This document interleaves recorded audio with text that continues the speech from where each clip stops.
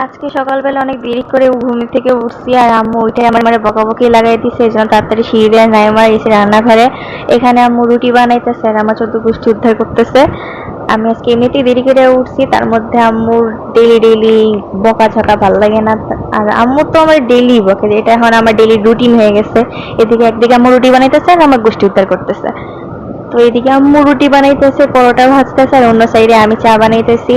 আর চা বানানোর recipe share করার মতো কিছুই না, তোমরা সবাই চা বানাইতে পারো, দুধ দিয়ে চিনি দিয়ে চাপাতি দিয়ে জাস্ট খালি একটু বলো করে হবে আর চা হয়ে যাবে, তারা। আচ্ছা, যাই হোক, তো মেন রিজন হচ্ছে তোমাদের কার কার বাবা মা সকাল সকাল তোমাদের এরকম সুন্দর একটা ব্রেকফাস্ট দেয়, মানে ব্রেকফাস্টের আগে একটা লাইট ব্রেকফাস্ট দেয়, এটা আমাকে একটু কমেন্ট করে জানায়। কাজ আমিও দেখতে চাই যে আমার মতো দুর্ভাগা আর কে কে আছে। Just kidding. আর এদিকে আম্মু আমাকে প্রচুর বকাঝকা করতেছে, আমি দেরি করে ঘুম থেকে উঠছি, কাজ টাজ করি না, আয়েশার মতো সারাদিন শুয়ে মোবাইল দেখি, টিভি দেখি, পড়ালেখাও করি না। না, সত্যি কথা যেটা, আমি আসলে পড়ালেখা করি না। কাজ পড়ালেখার এখন যা অবস্থা, পড়তে মন চায় না। অ্যাকচুয়ালি পড়ালেখা ভালো লাগে না আমার এমনিতে। করোনার পর থেকে কেন জানি পড়াশোনার প্রতি একটা মানে মন উঠে গেছে। ইন্টারেস্টিং যে একটা ব্যাপার ছিল পড়াশোনার মধ্যে, আগে যে একটু ইন্টারেস্টিং লাগতো, যে না পড়তেছি একটা বিভিন্ন জিনিস শিখতেছি, আগে যেরকম একটা ইন্টারেস্ট থাকতো এখন বর্তমানে নাই। তো এদিকে চা হয়ে গেছে আর আম্মু এখানে চা কাপে ঢালতেছে। এখানে একটা কাপ আম্মু রাগের ঠেলায় ভেঙে ফেলছিল আমার উপরে রাগ করে, আমি নাকি চায়ের কাপ খাওয়ার পরে ধুয়ে রাখি না, এই জন্য আমার একটা চায়ের কাপ ভেঙে ফেলছে।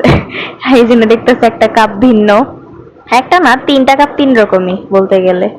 ইয়াপ, সো আম্মু ঢালতে গিয়ে মাঝখানে একটু ফালাই দিছে, এটা ইগনোর করো। আর এইদিকে আমাদের খাওয়া দাওয়া সব শেষ, as you can see. and কি বলবো, আজ এরা পেঁচাল পারতেছে, এত করে ধৈর্য ধরে সেটা শুনতেছে, এটাই অনেক আমার জন্য।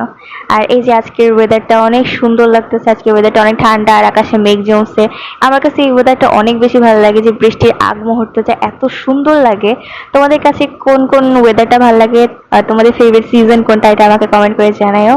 আর যেহেতু আজকে বৃষ্টি পড়বে বা এরকম একটা ঠান্ডা ঠান্ডা ওয়েদার, তো আম্মুরে বলছি একটু খিচুড়ি বানাইতে। তো আম্মু এখানে চাল ডাল নিয়ে পেঁয়াজ টেয়াজ দিয়ে কত কিছু দিয়ে খিচুড়ি বানাইতেছে।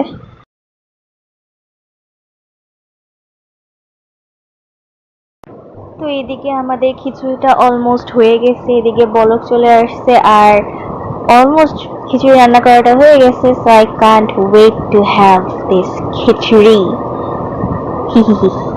আমার কথাবার্তা খুব একটা ভালো না, আর আমি ব্লগে আন্তাজি কি যে বলি আমি জানি না। আর তোমরা যে ধীরে ধীরে এটা শুনতেছো, এটা আমার কাছে অনেক মানে কি বলবো, আই অ্যাপ্রিসিয়েট দ্যাট তোমরা আমার আজের প্যাচাল শোনো, আজেরা বকবক শোনো। আমার না বকবক করতে ভালো লাগে খুব, কিন্তু আমার বকবক করার মানুষ নেই, যেটা কার সাথে যে বকবক করবো এটাই আমি বুঝে পাই না। তো তোমাদের সাথে বকবক করতেছি। আর এই যে দেখো ওয়েদারটা কত সুন্দর, তো আকাশটা এতক্ষণ মেঘলা থাকার পরে এখন এই যে বৃষ্টি শুরু হয়ে গেছে। আর বৃষ্টি কারে বলে, একদম ঝুমাইয়া যে বৃষ্টি পড়ে, গ্রামের ভাষায় অনেকে বলে যে ঝুমাইয়া বৃষ্টি পড়তেছে, আমরা ইউজুয়ালি বলি এটা কি বলে, মুষলধারে বৃষ্টি। আর এই যে এখন বৃষ্টির পরের মুহূর্তটা দেখতেই পারতেছে কত সুন্দর, আর বৃষ্টির পরে প্রকৃতিটা দেখতেই অনেক সুন্দর লাগে। দেখে মনে হয় যেন প্রকৃতিটা ধুয়ে মুছে একদম পরিষ্কার হয়ে গেছে, আর দেখতে তাদের সৌন্দর্যটাও কেমন যেটা একটু বেড়ে যায়। আর এই যে বৃষ্টির পরে বাসার পিছন সাইডে দেখলাম যে রংধনু উঠছে। আমি কখনো এভাবে গোল হয়ে রংধনু দেখি না, এটাই আমি ফার্স্ট টাইম এরকম, মানে রংধনু দেখছি কিন্তু এভাবে এরকম গোল রাউন্ড শেপে কখনো দেখি নাই। তো এটাই আমার ফার্স্ট টাইম। আর আজকের ভিডিও এতটুকুই, টাটা।